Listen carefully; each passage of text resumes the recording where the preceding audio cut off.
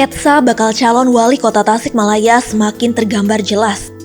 Sedikitnya ada 7 nama yang mengaku siap maju dalam Pilkada 2024, yaitu Dede Muharam, Fiman Alfarizi Ramadan, Ivan Diksan Hasanuddin, Ajis Rismaya Mahfud, Yadi Mulyadi, Yanto Oce, dan Muhammad Yusuf. Di antara semua bakal calon itu, nama terakhir merupakan sosok yang tidak asing di ingatan publik. Setelah karir politik Budi Budiman sebagai wali kota Tasikmalaya terhenti lantaran terjerat kasus suap, Yusuf yang kala itu menjabat wakil otomatis naik tahta. Budi masuk penjara, Yusuf jadi wali kota. Setelah dilantik menjadi orang nomor 1 di pemerintahan kota Tasikmalaya pada 10 September 2021, Yusuf langsung pegang kemudi. Ia mengendalikan mesin birokrasi dan segala hal yang terkait kebutuhan masyarakat. Kendati cuma punya sisa waktu setahun, Yusuf berhasil menuntaskan jabatannya itu dengan baik, bahkan menjadi investasi politik yang tidak dimiliki bakal calon lain, kecuali Ivan Diksan yang saat ini menjabat sekretaris daerah kota Tasikmalaya.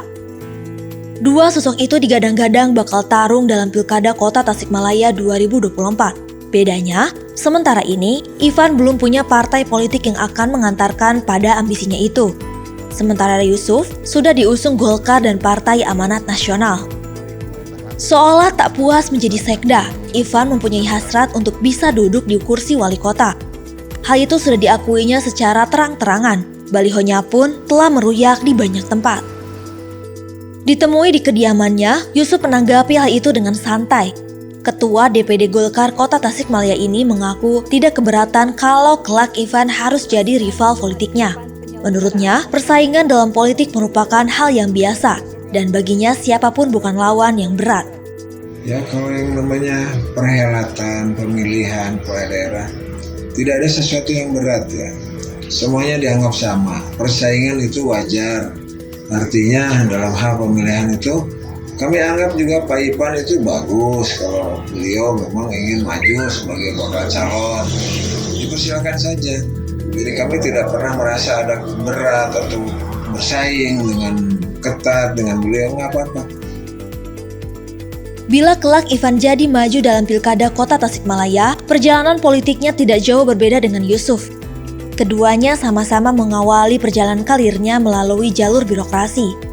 Bedanya, kini Ivan masih aktif sebagai aparatur sipil negara, sedangkan Yusuf sudah pensiun. Saat maju sebagai calon wakil wali kota mendampingi Budi Budiman pada Pilkada Kota Tasikmalaya 2017, Yusuf sudah purna tugas. Budi Yusuf yang kala itu diusung P3, Golkar, PKB dan Nasdem mampu mengalahkan Dede Sudrajat Asef Hidayat dan Diki Chandra Deni Romdoni. Namun, belum tuntas jalannya tugas, Budi harus masuk bui. Roda pemerintahan Kota Tasikmalaya pun diserahkan kepada Yusuf, ditemani Ivan Diksan sebagai sekretaris daerah. Setahun berjalan, masa jabatan Yusuf habis dan diteruskan menjabat wali kota yang dikirim langsung dari Jakarta, juga ditemani Ivan selaku sekretaris daerah. Kini, kendati masih aktif sebagai PNS, Ivan mulai menampakkan baliho politiknya dan sedang mengincar kursi wali kota. Yusuf pun mengingatkan soal baliho politik dan status Ivan Diksan saat ini.